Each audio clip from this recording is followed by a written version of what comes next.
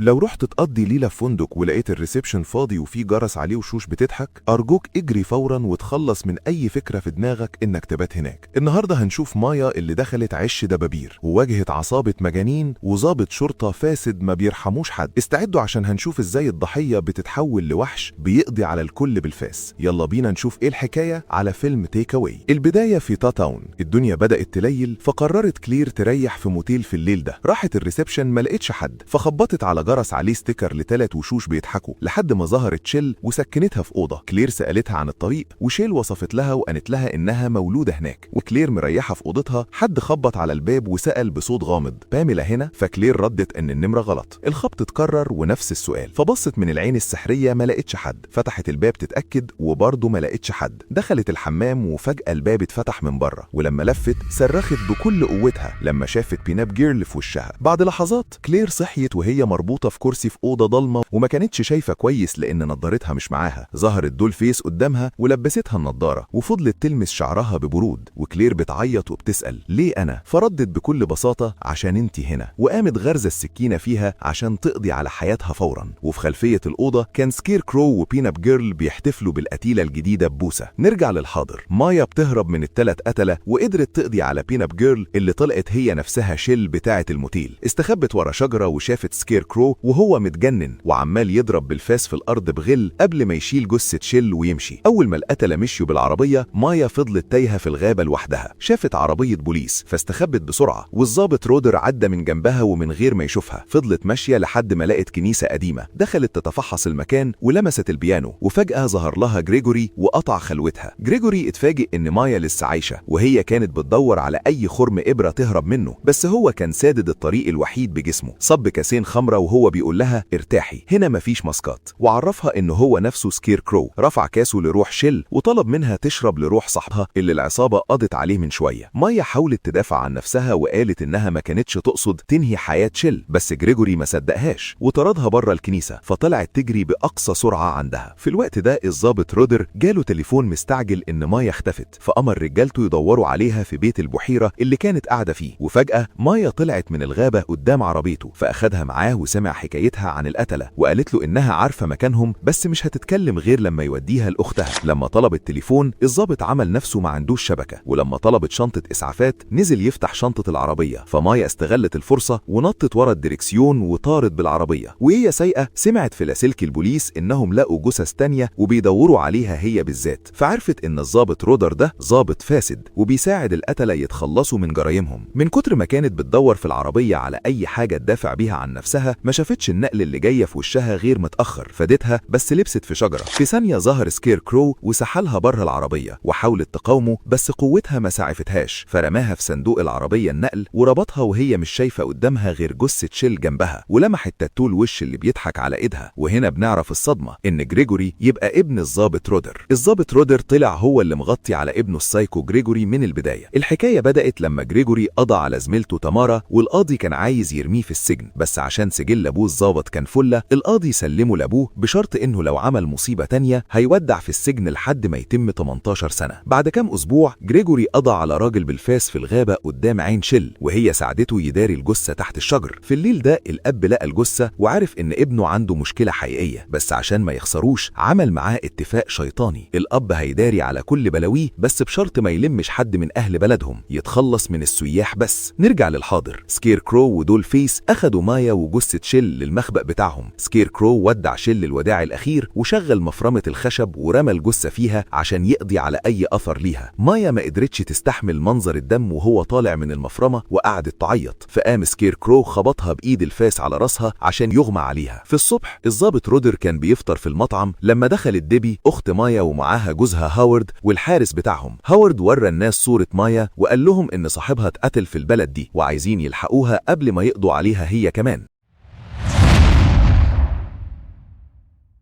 الكل سكت، فديبي قعدت تترجاهم، فالجرسونة قالت إنها شافت مايا من كام يوم، بس الكل بصلها بقرف عشان ما تتدخلش فسكتت. وبعد شوية ديبي راحت للجرسونة وهي في الاستراحة عشان تقنعها تتكلم وتساعدها تتخلص من الحيرة دي وتعرف طريق أختها. الجرسونة وضحت لديبي إن في ناس كتير بتتقتل في البلد دي من سنين، بس العادي إن ما بيجيش جنب أهل البلد، وقالت لها إن الضابط رودر عارف دبة النمل وهو اللي عنده المعلومات الأكيدة اللي هتتخلصي بيها من حيرتك. في الوقت ده مايا صحيت من الوجع ولقت سكير كرو عمال يرسم الوش اللي بيضحك بالتاتو على جلدها. من الصدمة والألم غابت عن الوعي تاني، وعلى الطريق بره الغابة ديبي ورجالتها كانوا ماشيين ورا الضابط رودر لحد ما وصل المشرحة. هناك الضابط تومي وراه 3 غثث لقاهم عند بيت البحيرة، وأكد له إنهم كلهم من أهل البلد. تومي عارف إن جريجوري هو اللي أنهى حياتهم لأنه دايما بيساعد رودر يداري وراه، بس المرة دي اتعشت والشرط بتاع ممنوع لمس أهل البلد اتكسر، فصمم يكلم شرطة الولاية. فجأة الضابط رودر مسك شنيور طبي وغرزه في راس تومي عشان يقضي عليه ويقفل بقه للأبد. حط جثته في كيس وسحلها لعربيته، ودابي والرجالة لسه مراقبينه وما يعرفوش المصيبة. في الليل مايا صحيت مفزوعة على سكير كرو وهو بيطلع ماسك بين اب جيرل القديم. مسكها وهي حاولت تقاوم بس مفيش فايدة، لبسها الماسك بالعافية وفضل يلمس شعرها ببرود، فقامت رفساه وقلعت الماسك، فساب الأوضة وقفل عليها. وبالليل سكير كرو ودول فيس سحلوها للعربية ولبسوها الماسك تاني. واضح انهم عايزينها تبقى هي البين اب جيرل الجديدة ويقضوا على شخصيتها القديمة. فلاش باك تاني بيرجعنا ل 12 سنة ورا. شال وجريجوري وهم مراهقين كانوا بيدوروا على ضحاياهم الجداد عند بنزينة. شال كانت جعانة فدخلت تشتري تسالي، فواحد قرب منها وبدأ يعاكسها، بس البنت بتاعته قطعت عليهم الكلام وهي متجننة من الغيرة. وهم بيتخانقوا شال رجعت لجريجوري وحكت له اللي حصل، وأول ما الكابل ده خرج وهم لسه بيزعقوا جريجوري قال بشر العيال دي عجبتني. في الموتيل شال وجريجوري طلعوا خبطوا على أوضة الكابل وسألوا عن تمارا، ولما محدش رد قرروا يكسروا الباب، بس اتفاجئوا ان البنت اصلا قضت على صاحبها وقتلته. شال وجريجوري بصوا لبعض وقامت شال مديالها شوية تسالي وعزمتها تنضم لعصابة القتل بتاعتهم. نرجع للحاضر. العربية النقل وقفت جنب البنزينة والتلات قتلة قعدوا يراقبوا الرايح واللي جاي. اول ما دول فيس وسكير كرو شافوا كابل على مزاجهم مشيوا وراهم للموتيل. دول فيس امرت مايا تخبط 3 خبطات فمايا نفذت، ودول فيس سألت عن تمارا. الكابل ردوا ان النمرة غلط فكرروا الحركة تاني، ولما الكابل رفض يفتح سكير كرو كسر الباب ورزع الست في الحيطة وضرب الراجل خلاه يغيب عن الوعي. بعد دقايق الكابل كانوا مربوطين والست عمالة تعيط وتترجاهم يرحموها. سكير كرو بصلهم بتركيز وقدم مايا لقدام، فك حبالها وأمرها تقضي على واحد من السياح دول، فمايا رفضت ورجعت لورا، فسكير كرو زقها وقام هو اللي قتل الراجل قدام عين صاحبته بدم بارد، وفضل يضرب في الجثة بغل عشان يتخلص من أي ملامح ليها. مايا استغلت اللحظة دي وخطفت مطوة دول فيس وغرزتها فيها، وأول ما وقعت في الأرض مايا فضلت تهرس راسها في الأرض بكل قوتها لحد ما قضت عليها تماما. بعد ما مايا قضت على دول فيس الصدمة لجمتها، بس سكير كرو كان معجب باللي عملته فسحبها ناحية الست اللي بتصوت وطلب منها تخلص عليها هي كمان. مايا لسه رافضة تأذي حد بريء، فسكير كرو مسك ايدها بالعافية وخلاها تغرز المطوة في الضحية ورفع وش الست عشان يقضي على آخر أمل ليها وهي بتموت في عينه ببطء. سكير كرو سأل مايا ببرود حسيتي بالمتعة؟ وأول ما شد السكينة منظر الدم خلى مايا تترعش وترجع لورا، وبعدها الاتنين ركبوا العربية النقل ومشيوا.